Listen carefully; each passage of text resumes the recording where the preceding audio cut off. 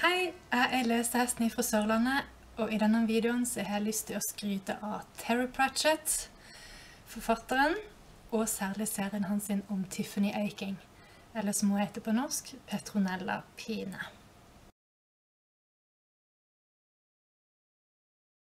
Terry Pratchett var en stor forfatter. Flere titalls romaner utgitt, i millionvis av eksemplarer, på nesten 40 språk. En stor fanbase, flere litterære priser, og det skjønner jeg veldig godt. Og særlig bøkene hans om Discworld, eller skiveverdenen, er helt spesielle. Og jeg har nettopp lest ferdig den aller siste boka som han skrev før han døde av Alzheimers sykdom i 2015. Denne sykdommen som han selv kalte for The Bugruns, den gjorde noe med språket hans sånn at han ikke lenger klarte å lese og skrive. Men han hadde hjelp til å lage bøkene sine og skrive dem. Og han hadde historie og ideer og var klar i toppen helt til det siste.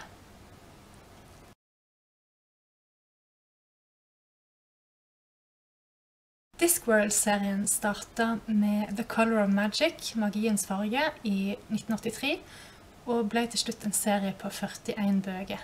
17 av de er oversatt til norsk.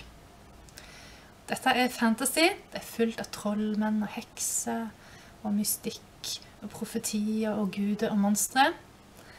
Men det er likevel merkelig realistisk, og det er en type fantasy som ikke tar seg selv for høytidelig, og gjerne spøker med selve fantasy-sjangeren. Og Pratchett tar opp forskjellige temaer i hver bok.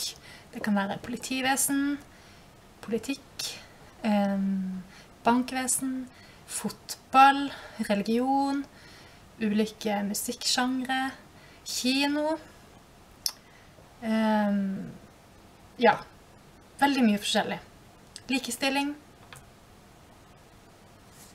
Og han peker på elementer i vår verden som han ser på da gjennom magiske briller. Med masse humor og satire. Og særlig pompøse og selvhøytidelige mennesker og maktgale mennesker. Og de som ikke vil endre seg for noen pris.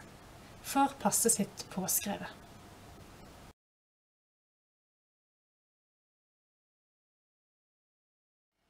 Tiffany Aching-bøkene er 5 i tallet, og de 3 første er oversatt til norsk.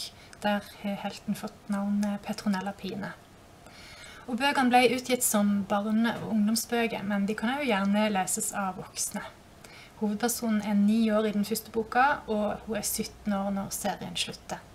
Og Tiffany er en ung heks som er mye sterkere og smartere enn hun skulle være etter alderen.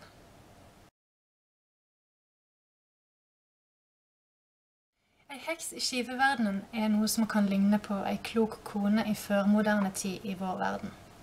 Hun hjelper folk og fe med hverdagslige, viktige ting, og hun ser dem, og ser hva de virkelig trenger. I tillegg så har jo heksene et ansvar for å vokse grensene inn til magiske verdener, sånn at ikke de vonde maktene kommer inn. Rydde opp i magiske problemer. Men en vanlig heksehverdag kan være full av barnefødsler, stell av liggesår, opprydding etter feilmedisineringer, og en sjelden gang dessverre ta ned noen som har prøvd å henge seg ifra taket. Jeg fikk assosiasjoner til TV-serien Outlanders. Hovedpersonen Claire er sykepleier i det 20. århundre, men når hun reiser i tid 200 år tilbake og til Skottland, så blir hun tatt for å være heks, bare fordi at hun vet og kan ting som en dame ikke skal kunne, og ikke skal vite. Og noe lignende skjer faktisk i Tiffany Aching-serien. Vi mennesker, vi føler oss jo ofte trua når det er noen andre som kan noe mer enn det vi kan.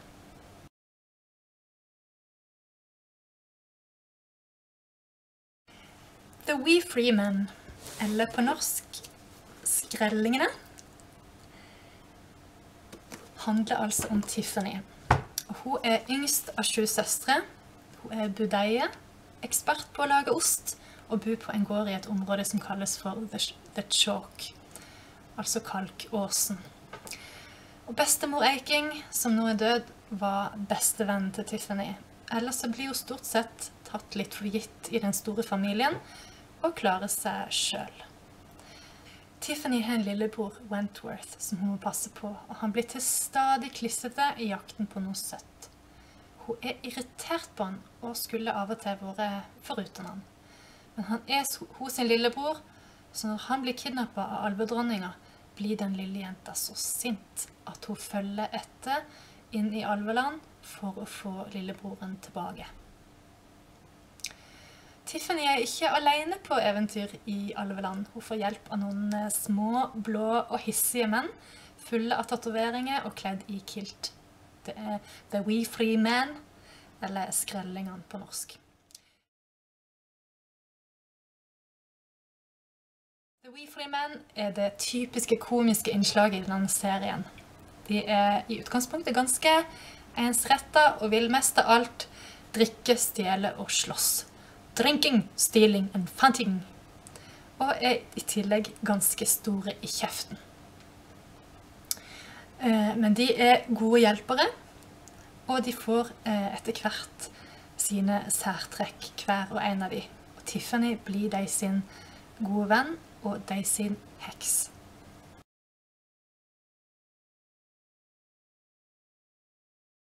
I originalutgaven har The Wee Free Men en umiskjennelig skotsk dialekt, men på norsk prater de et litt gammelt vestlandsk, eller nynorsk. For eksempel så kan en høre på side 83.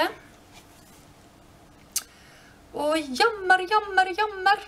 Så er hun kommet da. Hun er kommet for å hente en kvann. Vi er for sent ute. Det er drottninga!»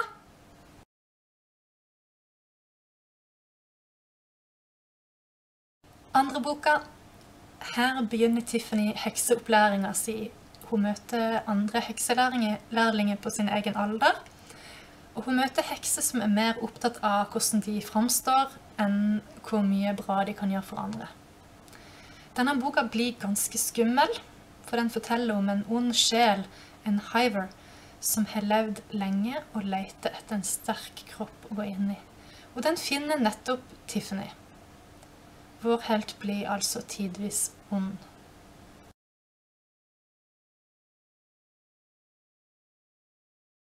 Tiffany blir med på noen dansetrinn hun egentlig aldri burde tatt, og vekker interesse hos selveste vintersmeden som lager vinter. For å gjøre inntrykk på Tiffany så lager han Tiffany-formet snøfnugg, men det er ikke det verste.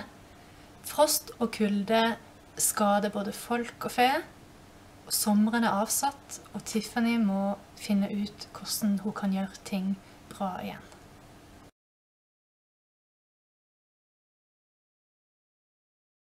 Cunning Man er en demonisk ånd som skaper hat og mistenksomhet i verden, og etter hendelsene i tredje bok har han fått mer makt, og det er noe særlig Tiffany formerker.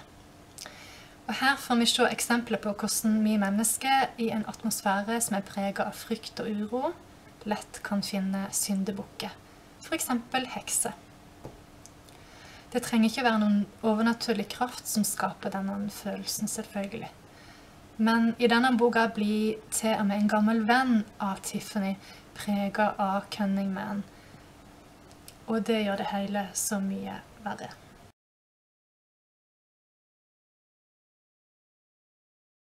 Og så The Shepherd's Crown. Dette var altså den siste boka Pratchett skrev, og den kom ut 5 måneder etter han døde.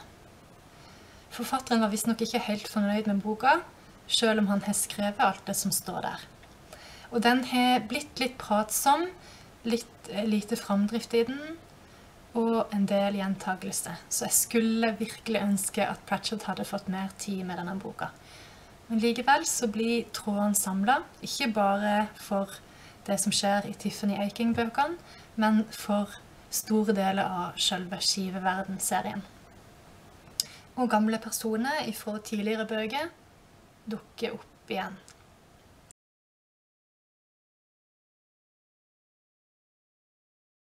Det jeg uten tvil synes er aller mest vellykket er starten av boka. For der er det heksen over alle hekser, Grandma Weatherwax, bestemor Værvoks, som har vært med i mange av Skiveverden-bøkene. Og nå må hun, spoiler, si takk for seg. Og i det som hun gjør og tenker rundt døden, og dette med alle karakterene som sørger over henne, så er det lett å tenke på Pratchett selv. Og han visste nok at han snart skulle dø.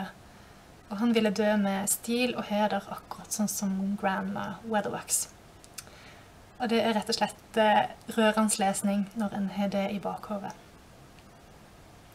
Når Grandma dør, så forskyves det ting i den magiske verden. Og de slemme alvene begynner å strømme inn i The Chalk og områdene rundt.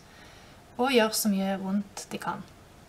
Og alvedronninga som Tiffany beseirer i første bok, hun blir en uventet alliert i denne kampen.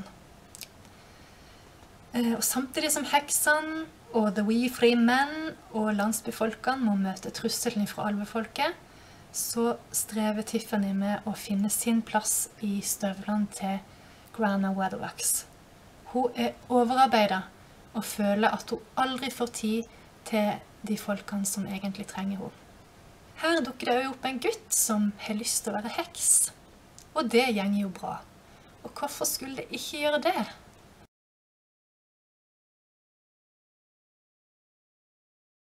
I flere av Pratchett sine bøker er det nemlig sånn at de fortelles om mennesker som får til ting en aldri skulle ha trodd om dem.